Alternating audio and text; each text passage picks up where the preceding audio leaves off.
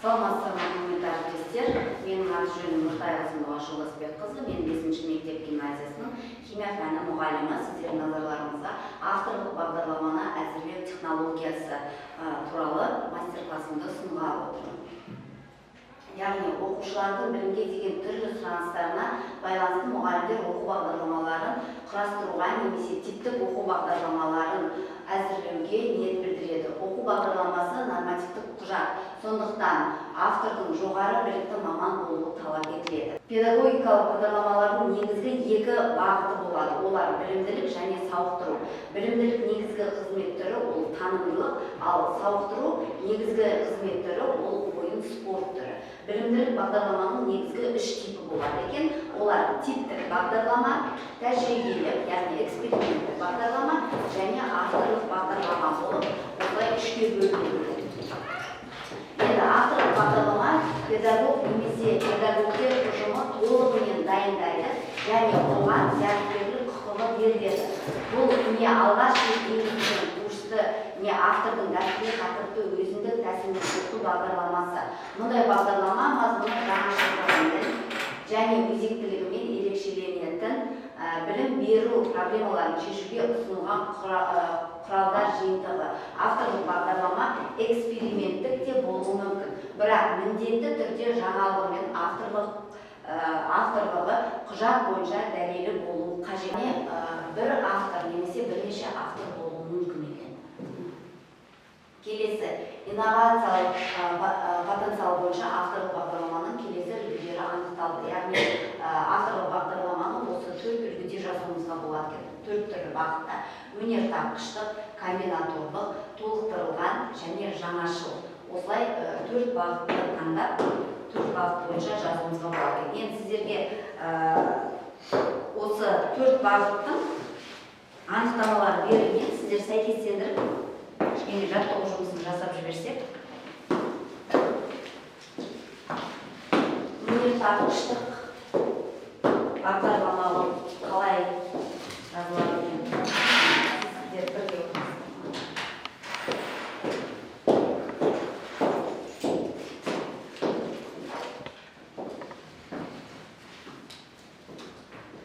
Өнертапқыштық, комбинаторлық, толықтырылған және жаңашыл бағыттар авторлық бағдарламаларды мұғалім өз еркімен осы 4 бағыттың бірін таңдап жазуына болады.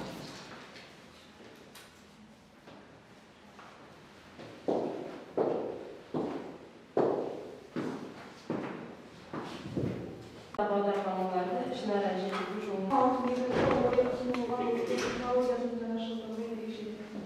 Бағдарламаны өнертапқыштық деп атаймыз. Келесі, комбинаторлық. Бірнеше бағдарламаның біріктіру жолымен алынған бағдарлама. Барлығымыз осылай болады. Келесі, толықтырылған бағдарлама қалай? Мазмұны бойынша мүлдем жаңа қолданыстағы оқу бағдарламаларын толықтыратын бағдарлама. Келесі, жаңашыл бағдарлама бойынша мүлдем жаңашыл парадигмалық деген жерде. Бізде сол парадигмалық негізі ойы ұсынылған оқыту технологиясын жаңартудың ерекшеленетін бағдарлама. Ал енді жауаптарыңызды дұрыс жауаппенен сәйкестендіріп көріңіздер. Яғни өнертапқыштық қолданыстағы бағдарламаларды ішінара жетілдіру жолымен алынған бағдарлама. Комбинаторлық бірнеше бағдарламаны біріктіру жолымен алынған бағдарлама. Яғни бірнеше бағдарламаны біріктіріп бір авторлық бағдарлама болып жазуға да болады. Толықтырылған мазмұны бойынша мүлдем жаңа қолданыстағы оқу бағдарламасын толықтыратын бағдарлама.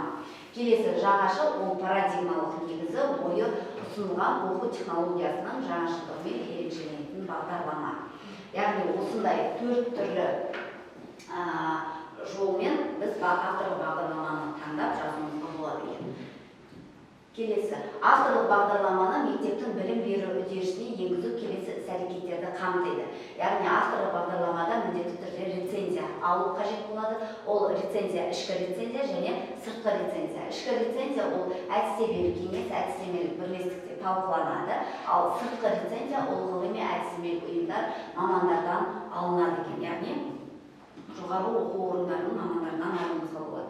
Және де апробация, эксперимент түрінде танысу, апробация нәтижесінде бағдарламаны жетілдіру үшін ұсыныс жасауға болады. Апробация қыркүйектен наурызға дейін өтілуі дұрыс. Себебі сол аралықта мұғалім өзінің жұмысына түзетулер енгізуі қажет екен. Рецензия берілді, апробация жақсы нәтиже бергенде біздің авторлық бағдарлама іске асады екен. Авторлық деп танылған бағдарламаны қолдануға әдістемелік кеңес ұсынып, білім беру ұйымының басшысы бекітеді. Авторлық деген мәртебені ереже бойынша білім беруді басқарудың жоғары органы тағайындайды. Келесі авторлық және жаңартылған бағдарлама келесі құрылымдық элементтерді қамтуы қажет. Яғни кез келген бағдарламаны жазған кезде ода мұқаба болу керек, титул беті, сол авторлық бағдарламаның түсінік хаты болу керек, оқыту пәнінің мақсаты, міндеті айтылу керек, пәнді меңгеру деңгейіне қойылатын талаптар және тақырыптық жоспар болу керек. Оқу курсының тақырып мазмұны, тәжірибе бөлім болу керек, оқу деңгейін бақылау, яғни оқу деңгейін бақылау ол әр 90 бойынша немесе жарты жылдыққа жаңағы тест тапсырмаларын әзірлесеңіздер де болады, немесе бақылау жұмысын ұйымдастырсаңыздар да болады. Оқушының сіздердің жаңағы берген тапсырмаларыңызды меңгеруді қалай бақылайсыздар сол бойынша. Келесі және осы авторлық бағдарламаны жазған кездегі қолданылған әдебиеттер тізімі болу керек. Оқу пәні әдістемелік жағынан қамтамасыз етілуі қажет. Енді титул парағы және бағдарламаны рәсімдеуге қойылатын талаптар. Яғни бағдарлама компьютерде Times New Roman шрифтімен 1:5 интервалында 14-ші келгенмен жазылуы қажет екен. Көп жаңағы осы авторлық бағдарламаны дайындап жатқан мұғалімдер сұрап жатады, осы біз 12-мен жазамыз ба, жоқ әлде 14-мен жазамыз ба деп. Стандарт бойынша 14-ші тегенмен жазылуы қажет екен. Және де бағдарламаға мөрі басылып, мекеме басшысының қолымен бекітілгеннен кейін бағдарлама бойынша жұмыс жасауға рұқсат беріледі. Бағдарлама мәтінін нөмірі 2-ші, яғни немесе 3-ші, 4-ші бетінен бастауға болады. Тек мәтіні сол бетінен басталуы тиіс. Парақ бетінің нөмірі жоғары жақтың ортасында қойылады екен. Титул парағында білім беру мекемесінің толық атауы жазылу керек. Бағдарламаны бекітуге жауапты қызметкердің аты жөні, қызметі жазылады. Бағдарламаны бекіту мерзімі, бағдарламаны жүзеге асыру мерзімі, бағдарламаның қай жас ерекшелігіне есептелгені, бағдарлама авторының аты жөні, қызметі және қала, аудан жасалған жылы жазылуы міндетті екен. Келесі осы авторлық бағдарламаны жаңа наурыз айынан қыркүйек айынан наурыз айына дейін біз қолданысқа енгізіп, апробациядан өткізілгеннен кейін міндетті түрде осы бағдарламаның қорытынды есебі болу керек. Оқушылардың бағдарламаны меңгеруі, білім сапасы, оқушылармен жүргізілген жеке жұмыстар, туындайтын проблемалар және пән мұғалімінің пікірі. Яғни жалпы авторлық бағдарламаны қорғауға барған кезде отырған комиссия авторлық бағдарламаның жазылуына мән береді және де ең соңында қандай қорытынды шықты сіздің авторлық бағдарламаңыздан деп осы 5 пункт бойынша нәтижелеріңізді сұрайды. Мысалға білім сапасын біз жаңағы оқушыларға тест әзірлеуіміз деп жатырмыз, жаңағы емтихан сұрақтары немесе бақылау жұмысын деп айтамыз. Соларға байланысты мониторинг жасап, олардың жеткен жетістіктері немесе бағдарламада кеткен кемшіліктер туралы міндетті түрде айтып кетуіміз қажет екен.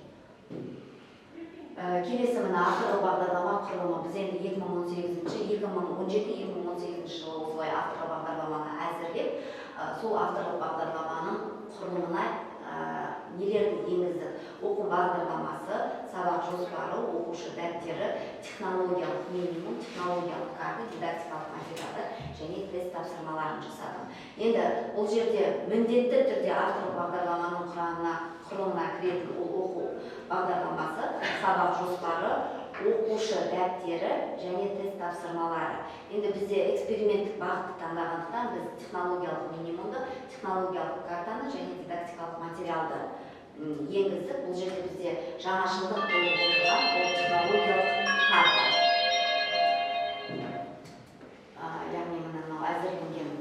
шығарды. Яғни осы бағдарламаны әзірлеуде біз жаңағы айтылған 5-6 пункт бойынша осылай кітапша әзірлеп шығардық. Мынау сол кездегі дайындаған сабақ жоспарының үзінді үлгі. Оқушы дәптері, дидактикалық материалдар, терминологиялық минимум. Мен терминологиялық минимумды бізде де жаңағыдай жаңашылдық енгіздік деп айтып жатамын. Себебі ағылшын терминологиясы, қазақша терминология, сол сөзге сұрақты қалай қоюға болады және ол сұраққа қалай жауап беруге болады. Соның барлығы терминологиялық минимумға енгізді. Сонымен қатар технологиялық карта. 2018-2019 жылы біз осы авторлық бағдарламаны қорғап, биология пәнінің мұғалімі Жүсіпбекова Жанар Дүйсенханқызы екеуміз республикалық байқауда 1-ші дәрежелі дипломмен марапатталдық. 2019-2021 жылы осы үздік авторлық бағдарламаның облыстық кезеңінен мен 2-ші дәрежелі дипломмен, Жүсіпбекова Жанар республикалық кезеңінен 2-ші дәрежелі дипломдармен марапатталды. Яғни біз осы эксперимент бағытындағы авторлық бағдарламаға 2 авторлық бағдарлама жасадық. 8-ші сыныптарға және 10-ші сыныптарға. Сөйтіп, осындай нәтижелерге жеттік. Сұрақтарыңыз болса, қойсаңыздар. Егер жаңағы авторлық бағдарламаның кітапшасын көреміз дейтін болсаңыздар, ол жаңағы Шолпан әпкенің кабинетінде, ғылыми әдістемелік кабинетте тұр, барып көріп, қарап шықсаңыздар болады. Яғни мынау технологиялық карта, оқушы дәптері қалай жазылған, дидактикалық материалдар қалай енгізілген, сабақ жоспары қалай жазылған, барлық осы тақшалардың ішіне енгізілген. Сұрақтарыңызды қойсаңыздар. Ол авторлық бағдарламаның бағыттары болған. Бағыттары жаңа біз жасадық қой, өнертапқыштық бағыттары болуы мүмкін, комбинаторлық бағыттары болуы мүмкін, осы солар бағыттары. Жаңашыл болуы мүмкін. Немесе біздің жаңағы жазғанымыз сияқты эксперименттік бағыттар. Эксперименттік бағыттар жазылатын болса, ол міндетті түрде жаңағыдай апробациядан өту керек. 1 жылдың ішінде ол нәтиже берді ме, берген жоқ па деген сияқты жаңағы қорытындысы болу керек. Бізге осы курстан сабақ жүргізу авторлық бағдарламаны жазып көріп, апробация қалай өткіземіз? Сабақ бермей жатырмыз. Негізі авторлық бағдарламаны бізге қорғаған кезімізде авторлық бағдарлама ол сіз мысалға әзірлейсіз ғой, сіз әзірлегеннен кейін мектеп басшысы болсын, жаңағы ауланы болсын, гараны болсын, бекітеді оны. Бекіткеннен кейін оны сіз 1 жыл апробациядан мектепте өткізесіз. Содан кейін барып қана сіз оны жаңағыдай қалалық, облыстық, республикалық деңгейде қорғауға алып шығасыз. Сол апробациядан өту барысында жаңағы қыркүйектен наурызға дейін міндетті түрде апробациядан өткізіледі деді ғой. Біз мысалға 2018 жылы авторлық бағдарламаны жазған кезде мен сыртынан 2018-де жазып ұсынып жатырмын деп 2018 деп жазғанды мен қайтарып жіберген едім. Себебі сіз бұны 2018 жылы жазған жоқсыз, 2018 жылы бастаған жоқсыз, 2017 жылы бастадыңыз. Жылын өзгертіп алып келдіңіз. Себебі бұл 1 жылда сізде қолданыста қойған нәрсе деп. Жаңағы өткізілгеннен кейін барып қана біз Конкурсқа қатысу үшін обязательно апробация. Обязательно сол мектепте сол сабақпен жұмыс жасап, нәтижесі көріну керек. Апробация өтпей беру директоры Жоқ, сіз мысалға осындай авторлық бағдарламаны әзірлеп жатырмын деп мектепке таңдау курсы болсын, аласыз ғой, қолданбалы курс болсын, осыған осы нәрсені мен үйірме ретінде де бар, иә. Сөйтсе, оны мектеп басшысы бекітеді. бекітеден кейін бар Таңдау курсы ретінде бекітіп береді сізге. Сол нәрсені сіз жасап, көріп, әрі қарай оның нәтижесінің есебінде ұсынуыңызға болады конкурстарға. Барлығы түсінікті сұрақтарыңыз жоқ па? Бүгін келіп осы семинарға, мастер-классымызға қатысып, атсалысып отырғандарыңызға көп рахмет. Сау болыңыз.